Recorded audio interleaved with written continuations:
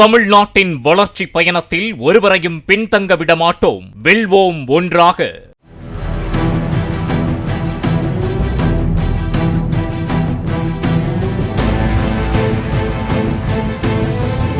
ராமேஸ்வரம் ராமநாத சுவாமி கோயிலில் சாமி தரிசனம் செய்வதற்காக கோயில் முன்பு உள்ள சாலையில் நடந்து சென்று கொண்டிருந்த கேரளாவைச் சேர்ந்த சீஷா என்ற பெண்ணை அங்கிருந்த மாடு முட்டி தூக்கிய சிசிடிவி காட்சி வெளியாகி உள்ளது.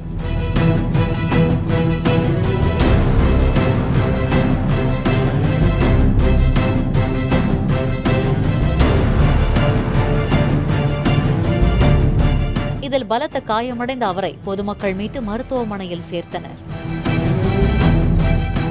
தமிழ்நாட்டின் வளர்ச்சி பயணத்தில் ஒருவரையும் பின்தங்க விடமாட்டோம். வெல்வோம் ஒன்றாக.